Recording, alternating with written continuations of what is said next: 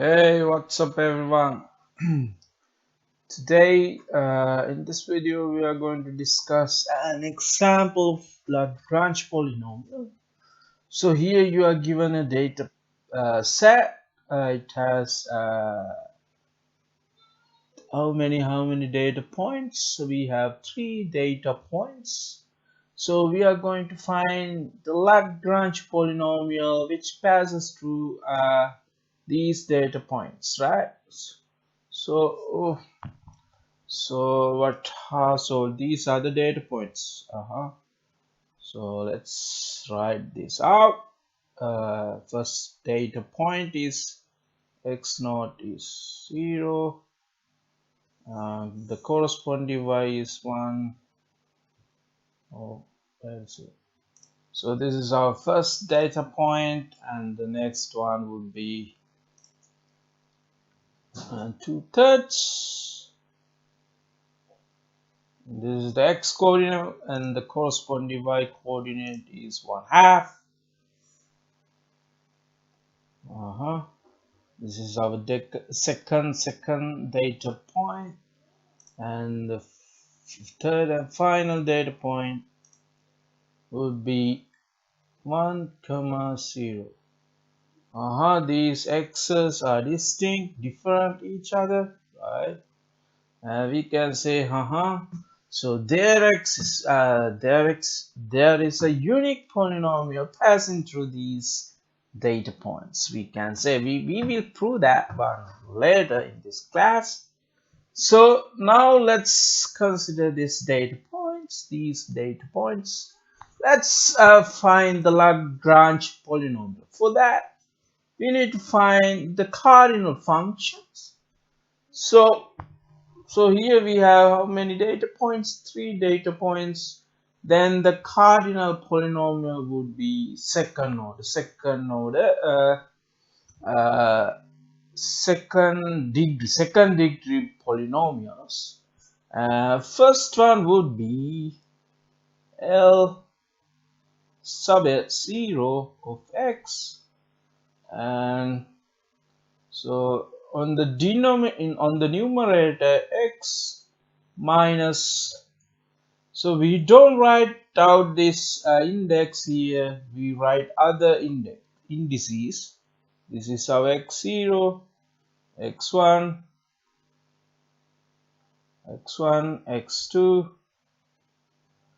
This is the corresponding y0, y1, y2, right?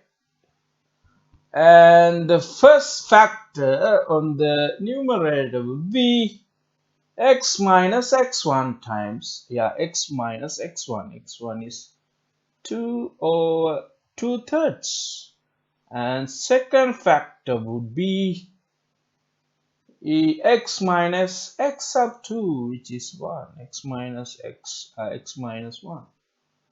And this is our numerator. The denominator would be definitely x naught here. So x naught, the value of x naught is 0 minus 0 minus x1, which is 2/3. And second, x naught minus x2, which is 1. All right, this is our first cardinal polynomial. So when you manipulate, you can simplify this bit, or you can do algebra, a little bit algebra. So what is the minus minus plus? This becomes 3 over 2 times x minus 2/3 x minus 1. So this is our first cardinal polynomial, right? So here you can see here, this is our first cardinal polynomial, right? So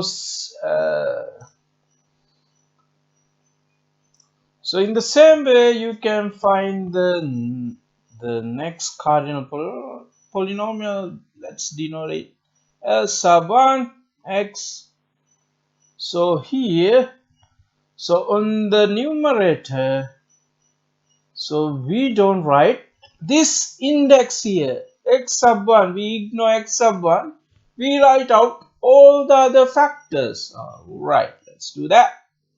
X minus here we have x naught, x minus x naught. We don't write out x minus x1, we ignore that, right? And the next one would be x minus x2, which is yeah. So what is the value of x naught, which is 0?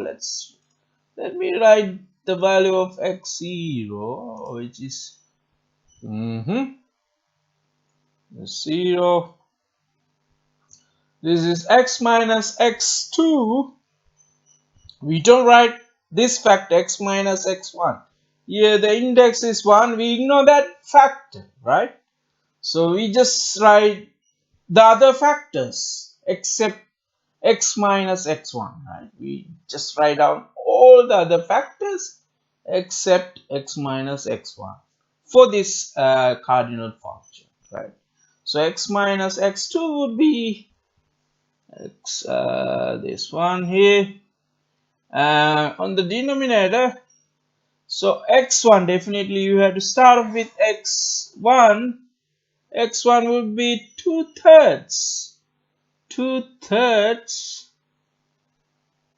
minus x0, which is 0, and next one 2/3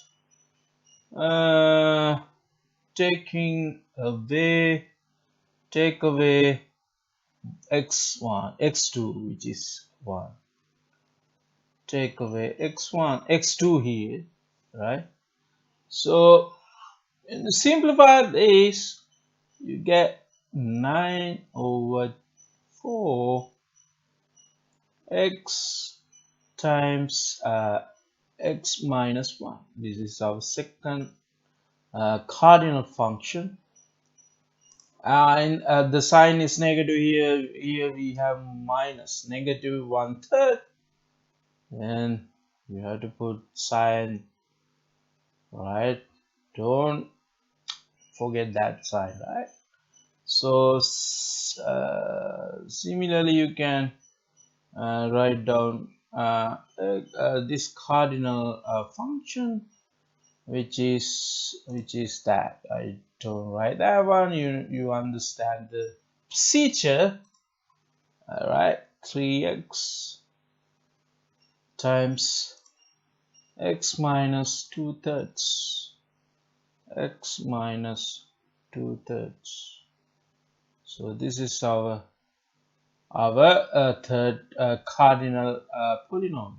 So once you have all cardinal polynomials, you can write out the Lagrange polynomial, which is the Lagrange polynomial. Let's denote p sub how many data points. Let's denote, yeah, we have 3 3, yeah, which is a second order polynomial. Let's denote like this. All right, some people denote L, capital L. Let's do this in this way, right?